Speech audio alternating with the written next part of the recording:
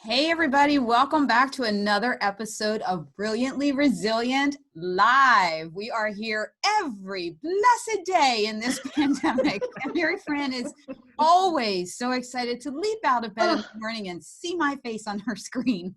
Well, first I have to read the 85 texts that you send me before 6 o'clock in the morning. That's where it starts. Yes. Oh, maybe I should plug my microphone in. You think? I don't know, because I just didn't bother to do that today. Oh, we can still hear you. I don't Look have how my wonderful you are. Look at this. Good. Now I get a pass. No judgment. Okay. Okay. There we go. Today we already dove in and have been talking about haircuts, shirt styles, everything. And then now we're going to be live and talking with all of you because we have one of the greatest people that you could ever meet and hang out with. And actually, I had to go back to which conference that we actually met at, because I feel like we have known each other forever. I know. We talked for 5 minutes. Different journeys. I know what it was. Similar struggles. It just came to me that it was not bio, it was the Life Sciences PA. Life Sciences, yes. Life Sciences PA at their gorgeous facility. Okay, now I remember. Okay, now I'll clue you all into who we're talking about. Aren't I the most wonderful show host you ever saw? This is why Mary Fran twitches. So the people. Oh, dear God. It's just starting earlier today. We have Loriana Hernandez, who, and now you'll understand how we ended up meeting at Life Sciences. She is an Emmy award-winning journalist. Okay, I'm not an Emmy award-winning journalist, so that isn't the connection, but she's a former medical reporter and news anchor. So it was the medical side that we met on, and the CEO of Armour Up for Life. We have a lot to talk about today. Oh, yeah, and a 2-time cancer survivor, which started the Armour Up for Life. Well, the Amazing. first one. Right? So the first like, I remember the day we met and people always say to me, oh my gosh, you've done so much and you're so busy. And then I start talking to you and I'm like, oh my God, you need like 17 business cards. And I'm like, maybe 7. I said the same thing when I met you though. That's what's so funny. I'm like, I am technically challenged. I've always had people do the technical side for me and I can't figure this out. So help me. You were telling me all about your podcast. I'm like, please help me figure it out. We have bumbled our way through this whole thing because neither one of us is really technical. I mean, Krista's probably more technically adept than I am, but we've somehow managed. So if we say this all the time, if Dumb and Dumber here can do this, anybody can get this thing going. Actually, everything we've done in our lives, if we could do it, anyone can do it. Anybody can do it. Anybody. Well, then I'm inspired. You're gonna, just stick with us, kid. We'll get you through. We don't know how we'll be able to explain it. Recording. I'll wait for my tutorial. Okay, so where are we beginning here? Mary Fran, you steer the ship. So we want to jump in. We usually structure these shows, and I use the term very loosely because anybody who's been with us for a while knows structure is not really our thing. But we talk about the reset, rise, and reveal of your brilliance. So the reset is usually the sucker punch. And what's interesting, I think, about you is that you were working your brilliance already, Loriana, and I think we're just about to move to Washington, maybe for another great job. And you got hit with what we call your sucker punch and your train wreck. So I kind of want to go through your story and your transformation and how we always talk about these transferable skills, how you used your skills to create the brilliance that you give the world now. Oh, that's so sweet. I like how you have the 3 R's because in my messaging, I have the 3 P's. 3 is such a magical number when you're trying to get that message across. It is. So I have been a news anchor over my career. I was a medical reporter for more than 20 years. I worked at CNN. I worked at various NBC stations. I worked at Fox. That was my last stop and spent so many years in so many amazing cities. And throughout my career, I was always, apart from the hard news, that I loved chasing the story and telling people stories. And finally, it was one day that I became the story and I was shocked because when you're out there as a reporter, you have the empathy, you have the compassion, or you wouldn't be doing that job. But you're going around and you think like, oh, this poor family lost their home to a fire. This family lost everything from a tornado or a hurricane, whatever you're covering. And you're always out there trying to help others. And then when you have to I've been at galas and you fundraise and you go to galas. And then when you have to turn around and ask for help yourself it's so hard to do. because you're like, hey, I'm the one giving help. I don't want to ask for help. It's a whole different role. It's a whole different headset. Different role. And through my career, I was the clean eating, green drinking, yoga enthusiast. I was a transformational on-air health coach. I had a segment, a clean eating segment. So there was always a joke on our Good Day show, because I would have guests on all the time and they made amazing meals, but it was all about like date sweetened desserts, because I've always been the gluten-free, dairy-free, sugar-free, caffeine-free.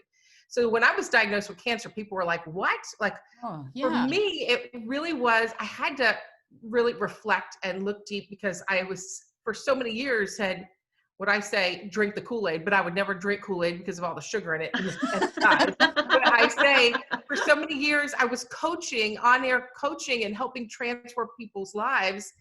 And then suddenly, how do I tell that news to viewers that now the very cancer I told you to avoid by having this acai berry and drink this smoothie, I have.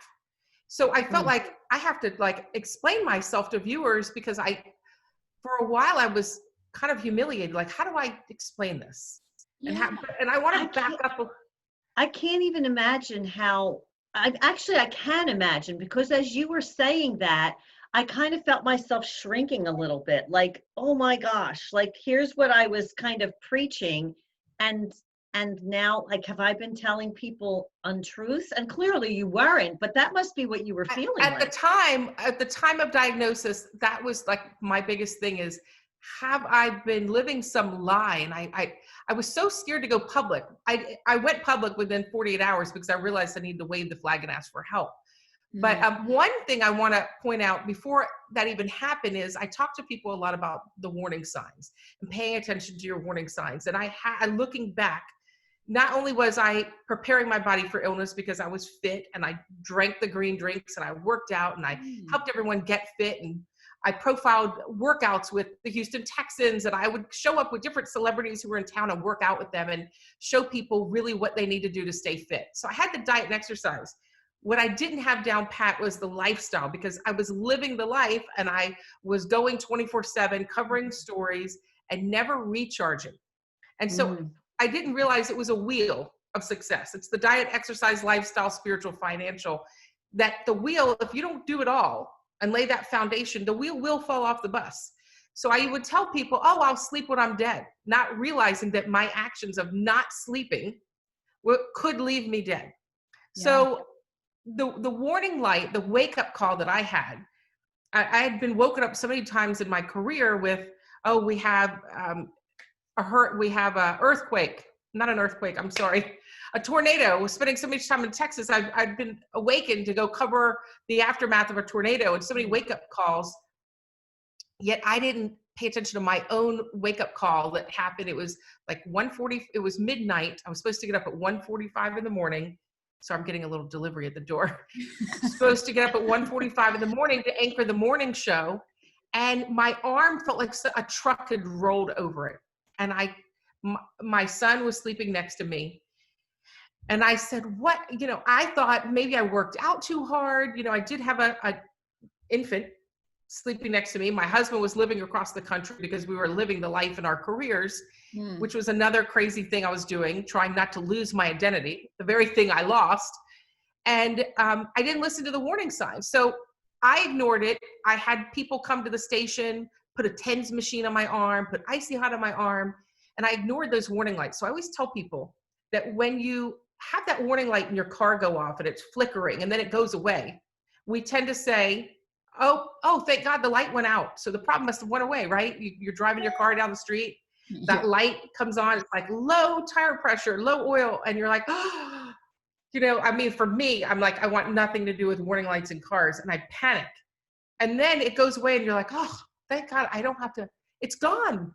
So you think like, oh, suddenly some oil in your car. Yeah. Yes, the oil fairy came while you were driving and put oil in the car. So through that was what I always talk to people about, paying attention to the warning lights. But fast forward, once I was diagnosed, I had to say goodbye to my then 2-year-old son, hop on a plane to Johns Hopkins, and I lived there for a year. Wow. It was nuts. Goodness. Oh, so that must have been wrenching. I can't even imagine. to say goodbye to my son, and I couldn't believe I'd covered so many stories, so many cancer stories. I had raised money for the Leukemia Lymphoma Foundation, the LLS, the Leukemia Lymphoma Society. I did their team in training marathon. And yet when you're diagnosed with that very disease, I couldn't remember what it was. I was like, what is it? And it's a blood cancer. You forget when it hits you. You're like, oh my gosh, I'm supposed to be raising money for patients like that, not for me. So I ended up in the hospital, and the breaking story that I discovered, because I was like, again, back to how did I end up here? I was the clean eating, green drinking, yoga enthusiast, staying fit, doing hot yoga, drinking my green drinks, juicing my celery. And I always share this because people always send me messages and they're like, how's your diet? And I'm like, I have been eating clean long before this cancer, long before the second cancer. Nothing's changed with my diet. What's changed since then is that I now prioritize my sleep. But when I talked to the chief oncologist at Johns Hopkins, he's world renowned. His name's Dr. Levis, and he is amazing. And he deals with leukemia. And I said, I have got to tell viewers something. What do I say? Like, how the hell did I end up here? And he said, instead of stressing about what actions caused you to be here, landed you here, focus on how well you prepared. Because you showed up fit for this fight. You prepared your body for illness. And if there's any message that I would love for you to get out, because I started filing reports from my bedside because I needed purpose or I was going to die of a broken heart. And he said, you prepared for this illness. He said, I can't tell you, yes, we need new treatments. Yes, we need to fast track new treatments through the FDA. But my hands are tied with what I have because people do not show up prepared for illness. And so we may have this huge bag of chemo or this big box of pills we can give you, but we have to water down the dose because we have to tiptoe around illnesses. And the moment of truth was when he said, because we can't kill you trying to save you. I mean, think about it. It's the same thing with COVID we're talking about, same thing with cancer or heart disease or whatever treatment. We can't kill you trying to save you. So how you present to your medical team today, whether you have COVID, whether you have cancer, heart disease, any back pain, maybe you need back surgery, knee surgery, how you present. Are you fit when they assess you? Do you have other health comorbidities? You have other health problems? That will determine how well they can treat you. Can your body physically handle that strong dose? Or do they have to cut it down in half because you didn't prepare your body? Yeah. So did you ever get to the point where I'm hearing something that I think that we do, particularly as women. We claim things as our fault or our responsibility when really we had nothing to do with it. Did you ever release yourself from the, what did I do wrong, or how did this happen to me? And the blame, because I feel like there was a measure of blame. You were blaming yourself in some way that you didn't do. There was a lot right. of blame. And I try not to have regrets, but there was a lot of blame. I mean, it gave me great peace that when he said, you prepared, look how fit you are, look how muscular you are, look how much muscle mass you have, look how well you prepared, you're going to get the biggest bag of chemo. You may have 25% chance of survival, but you're getting all 25. He said, some of my patients have 25, and we're giving them such a small dose, they only set themselves up for 10% chance of survival. So that gave me peace. Wow. But every day I would, when you sit in bed and you're looking at 4 white walls and you're separated from your son and you have time to reflect, I had so many regrets every day. Why did I not sleep? Why? Sleep causes inflammation. When you miss sleep over and over and over, it causes inflammation in the body because you're stressing out the body. And just Google, if you have anybody's spare time, take a look and see stress, lack of sleep, and cancer, how it can advance and can cause cancer progression, how it can it's like a fertilizer for inflammation when you don't sleep and when you stress. So I started looking and seeing that, I may have been living the life, but I did not recharge, and I thought it was all about diet and exercise. And there is other elements to that wheel of success. And I wasn't paying attention. I wasn't listening to the warning signs. I was tired, trying to climb the ladder, trying to be out there, trying to, you're always trying to promote. And eventually you're going to fall down, and the very identity you're trying to build, you will lose. in the process if you don't balance it. I'll tell you what, I felt so much guilt when the world shut down with this COVID thing, because I was so relieved. I was in tears for a few days because I was so overscheduled, looking at, and I still feel a little bit bad about it, that I'm taking a sigh of relief. My April, May, and June were so unbelievably overscheduled that I wasn't sleeping in February, because I was so upset. I was going to miss prom. I was missing everything because my career finally, it took off in a way that I thought I always wanted, but I wasn't going to be home. And I was going to miss all the stuff that the kids, I had built this life so I could be there for them. And then I was apologizing to them all through February, looking at my calendar, and then everything shut down. And I will say it took me a few weeks to reset my whole mind and how we're going to go about moving on when everyone's waiting for the world to reopen and go back to it all. And I keep saying to my kids, ooh, I'm only going back to a fraction, and we're figuring it out, like doing this show and how can we do things virtually, and take my kids with me on some of the things. And I have to redo my whole thing. And what's interesting that we're having this conversation today? I was doing it out of mom guilt. I felt bad for them, but you're confirming to me that it's for my own health, for your health. I mean, I tell people, and I'm getting goosebumps listening to you, because I was you. And now, as much as I want to get my message out, and of course, if I can help raise money or save a life and change a life, I will do that. But I pace myself. I am terrified. It's like, when kids say they're scared of some monster, like I am terrified, like Cinderella, when the clock hits 12, I'm going to bed, because I am terrified of what happens internally, what I know, what I was taught from the doctors from Johns Hopkins. When you sit there for a year and they go through rounds and they come to your room, you learn a lot about what stress and sleep deprivation does to the body. And you don't want my story to be your story. You're doing amazing work. And to think that all the work you're doing that can just tumble and you can lose it all. I mean, my husband, I was working so hard to maintain my career, to keep my identity, that my husband was living in DC. I was in Austin, Texas. My dream job. I love Texas so much. I would pack my bags there in a second.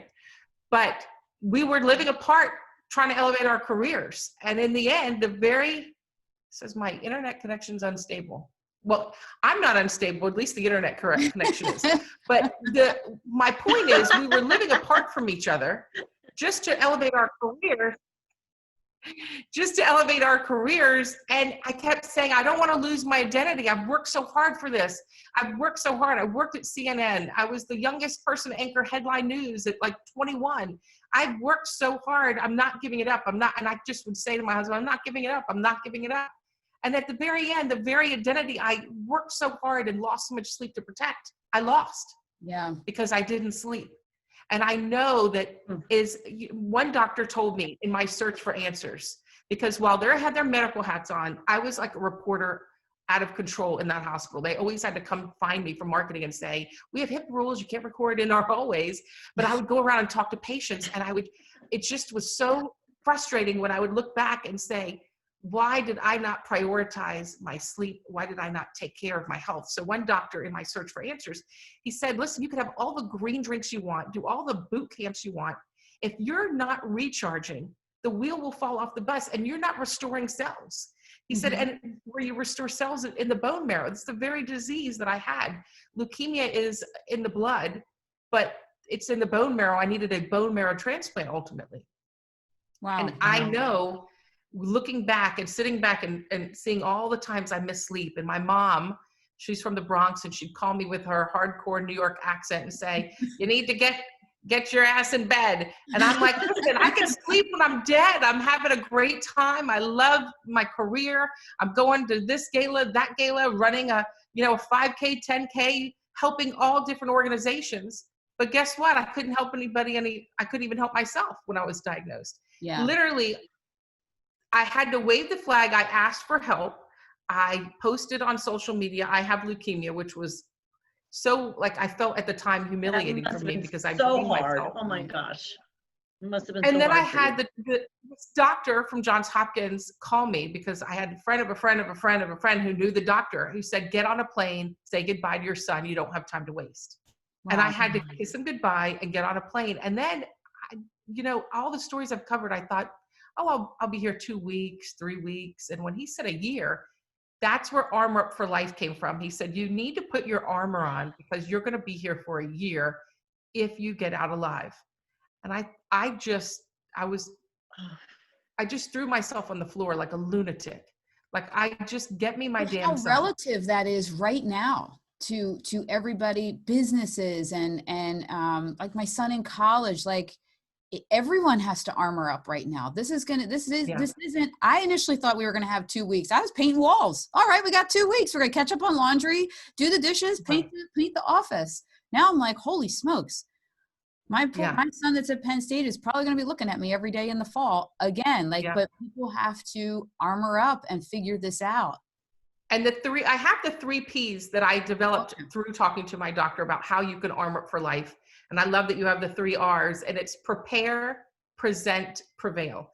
And what my doctor said is you have to prepare your body for illness. Either you take an active role in it or not, but every single day, what you eat, how much exercise you get, your spiritual, your financial foundation, your lifestyle, are you de-stressing? Do you have toxic relationships?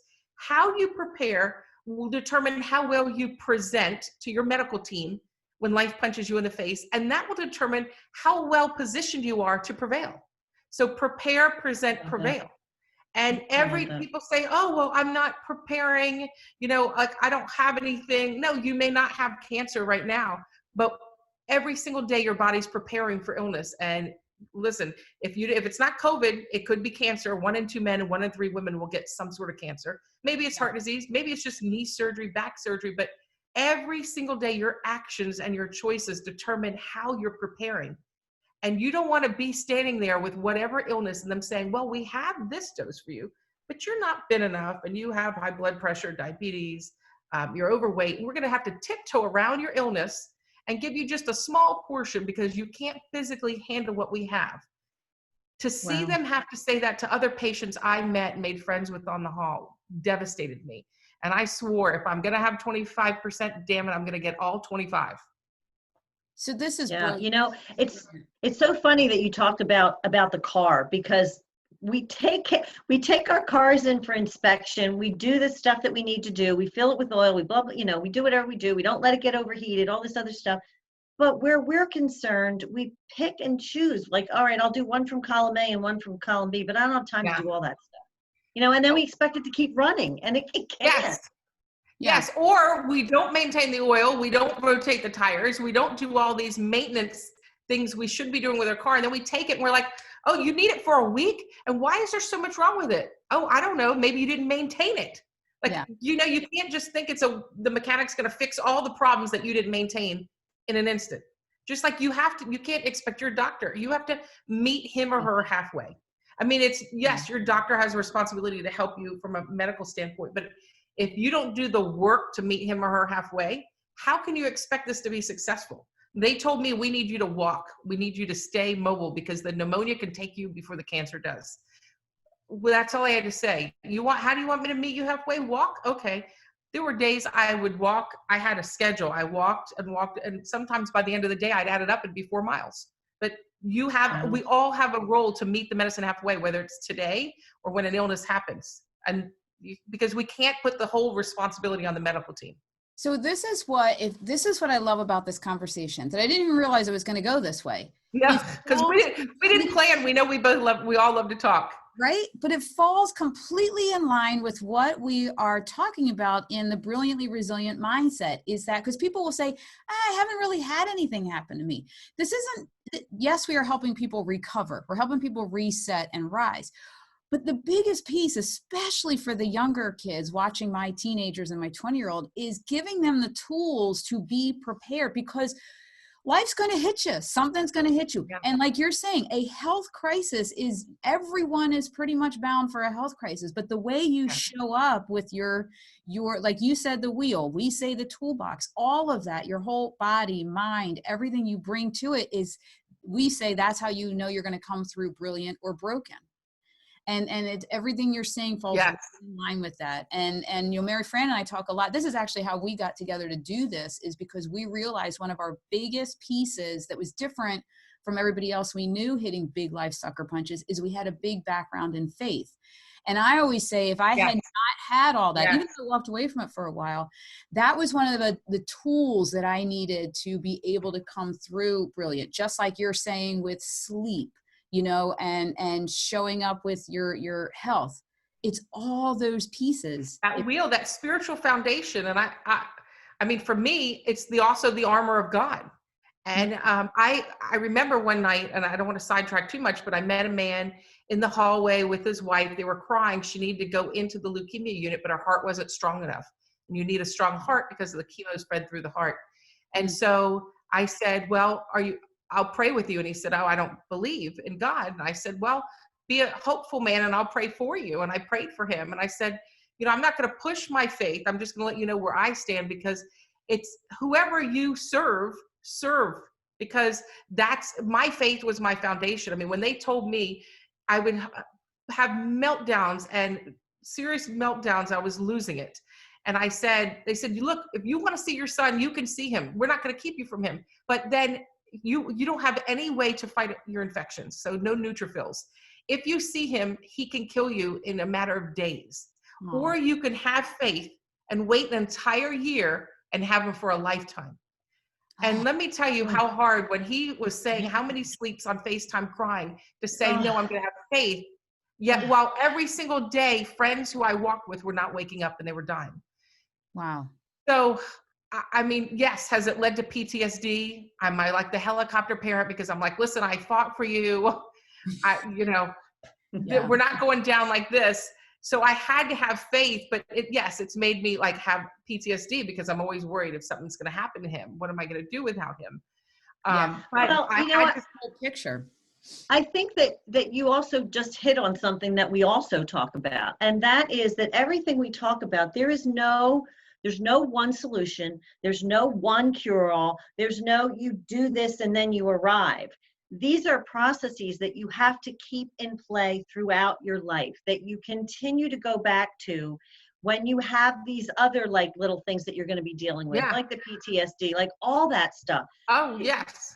You didn't just conquer and then, woo, here I am. No, it doesn't end after the last strip of chemo. Survivorship sucks in so many ways. I mean, it does. I mean, like you come out of it and you're like, yes. And your friends still think you're the person you once were. They still think that you could afford to go do those things you were doing. They still think that you don't have fears of crowds.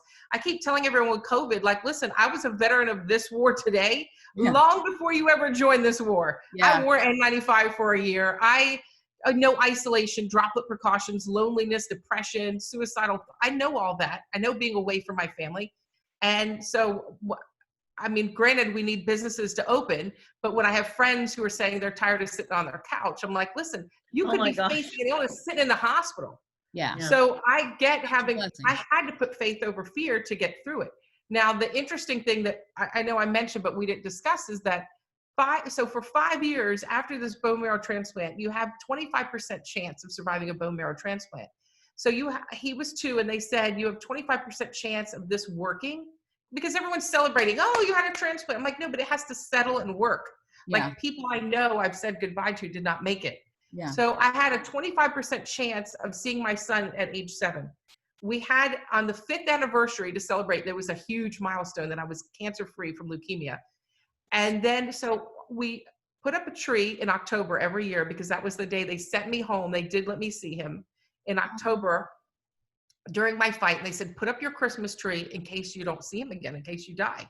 So I went home for a few days, repacked my bags for 100 days and put up a tree, took pictures in case I died so he would have memories. And every year in October, we put up a tree and we just call it the tree of life. Aww. So we put up our tree early, which I love. But this year, my husband said, it's 5 years. Let's have like a tree lighting party. So I said, oh, that sounds great. But I don't like to change from my tradition. Well, we did it. And I had a lump. And then the doctors had called me and said, you have breast cancer.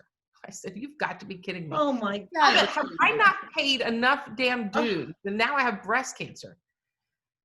So I went around trick-or-treating with my son with an ice pack. Then I had to get myself prepared for a double mastectomy.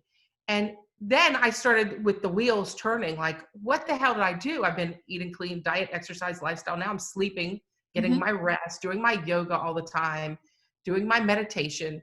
And then it turned out that I had had so much full body radiation that it caused the secondary cancer, which can happen. So the Wow. gift of life gave me a second cancer. Wow. How the hell do you draw that straw? Wow. Right. Holy cow. I don't know. So in January, I underwent a double mastectomy. I didn't heal well. I have to have another surgery in August because I have complications from leukemia, that the skin doesn't heal the same. I don't have my own DNA. I am like, have my sister's DNA. If I commit a crime, it's going to show that she did it. So they said you have rejected blood transfusions in your past. We don't know who you are.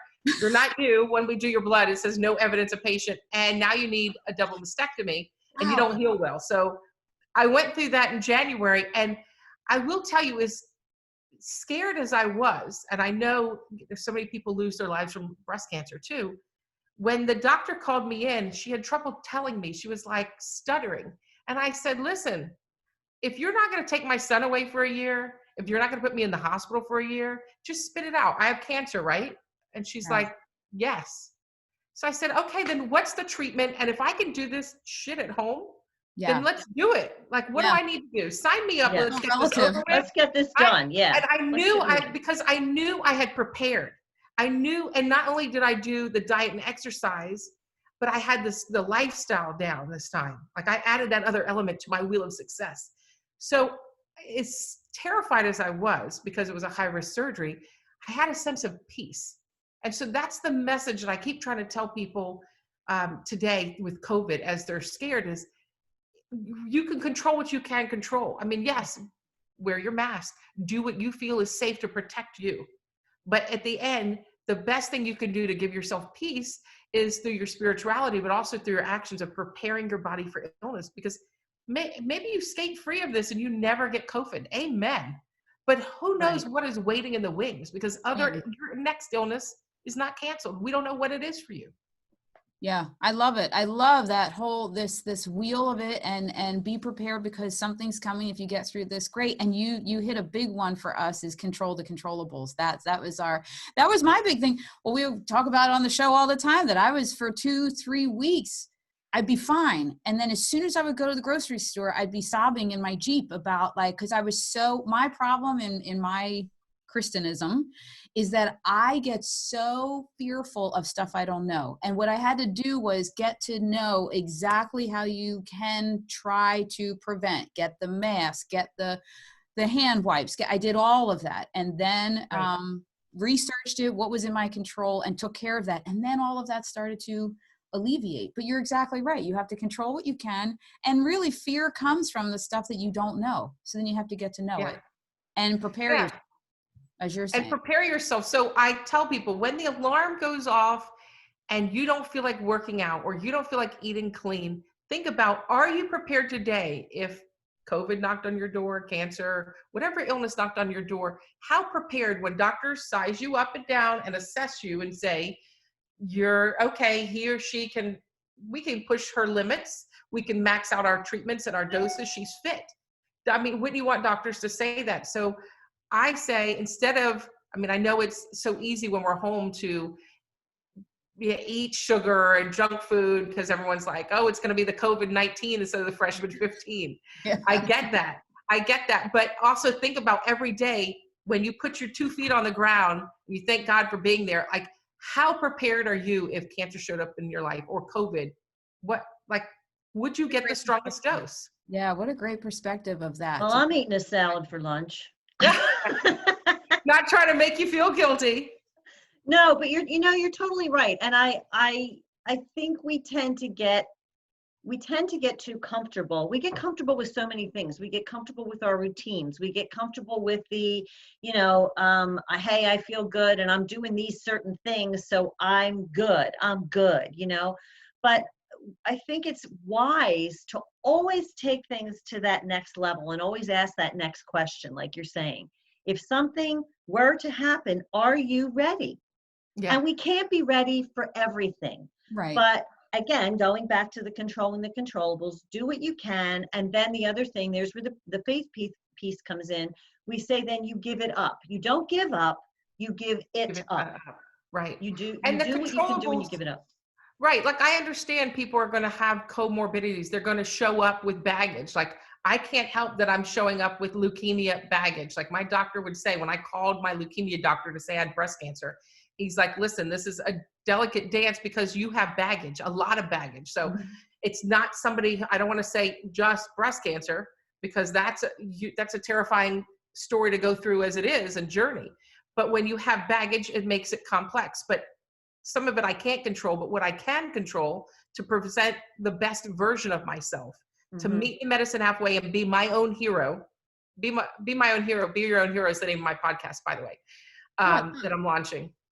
So that you inspired me to do. So that you really have to control what you can control and just put your best foot forward, your best version of yourself. Be your own hero, and the most important is be an equal partner in your own success. You cannot sit back and tell the mechanic to fix your car and not maintain your car. Like put all the work on him or her. You need to do the work yourself. Be an equal partner in your own success.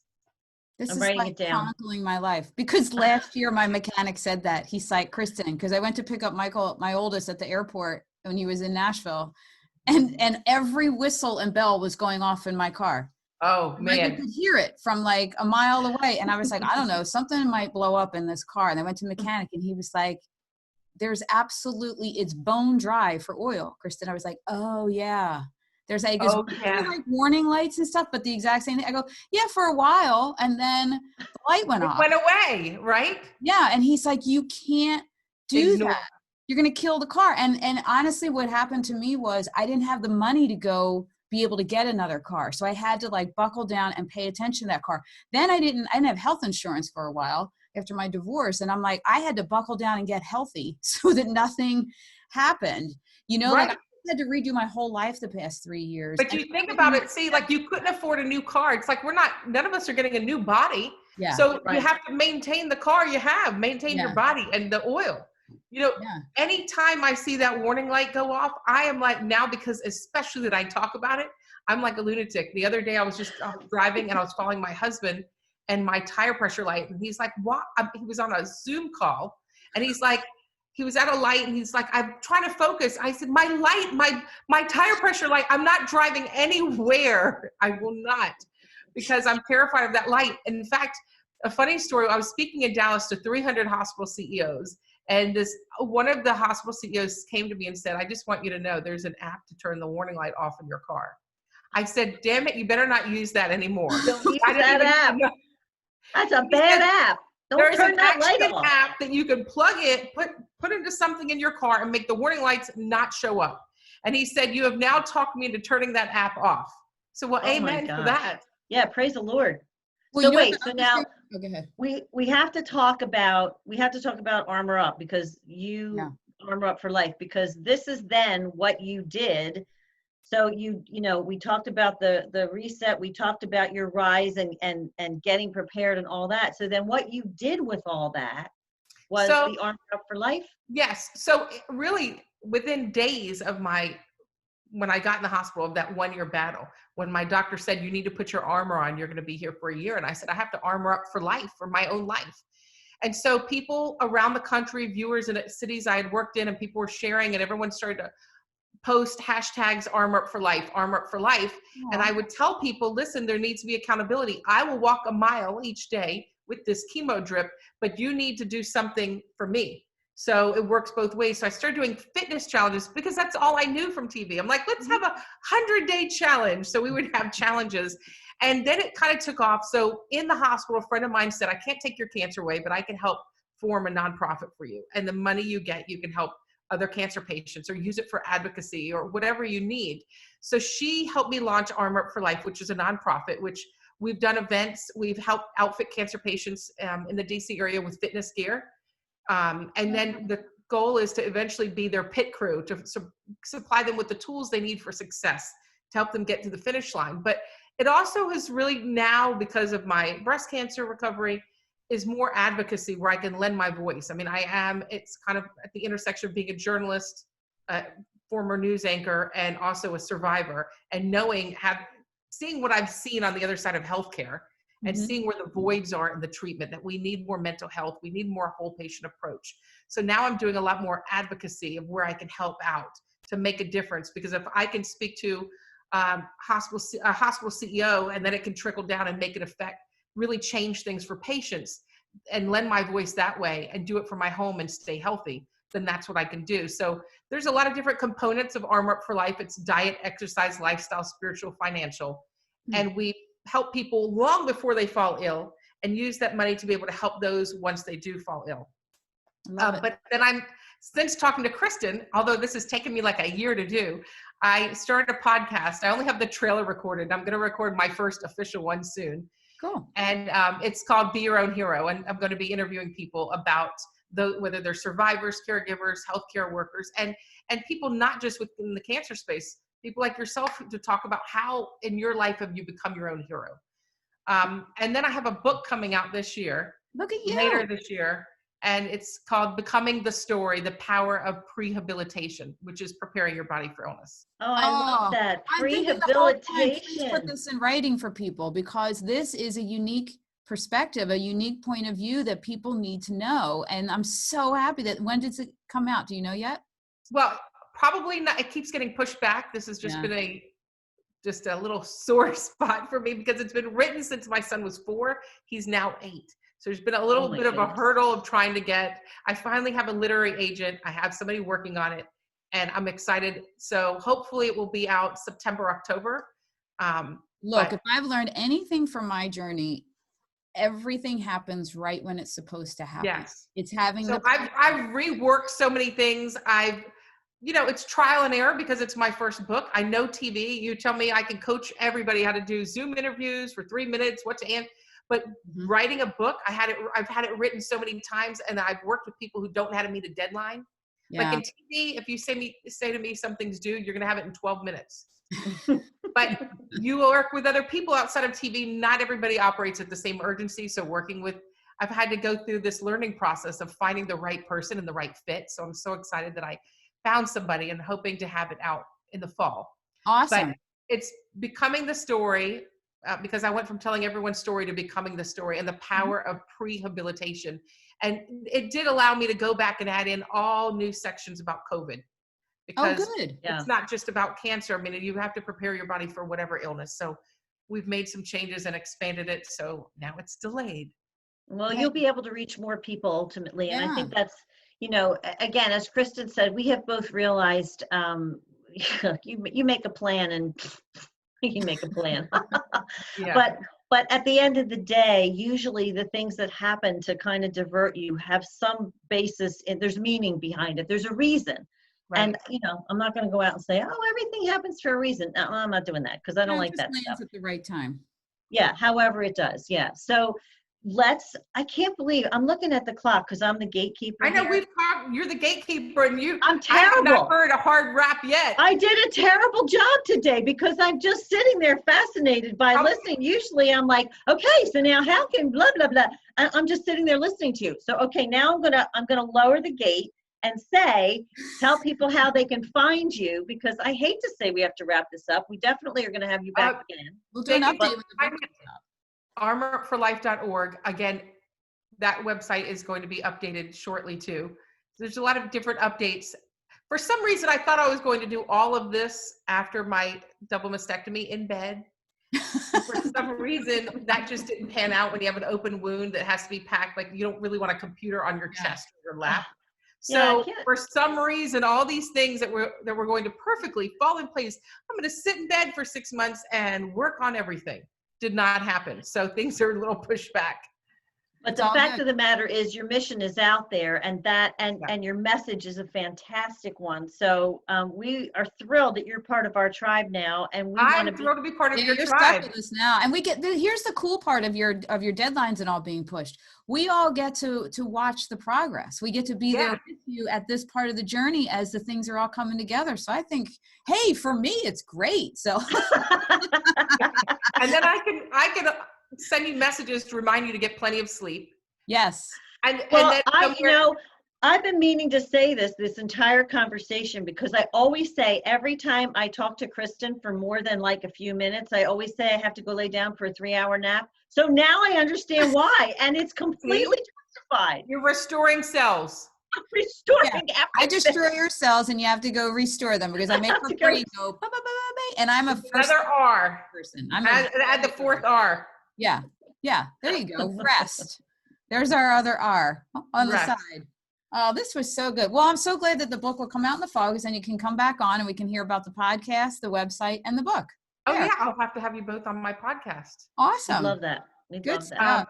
Thanks so much, Loriana. This was a great conversation. Thank you so much too. And then I'm going to stick around afterwards for a little tutorial from you.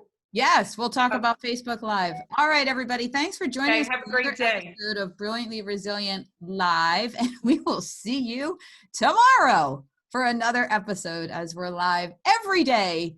Always tomorrow. Bye, everybody. Bye.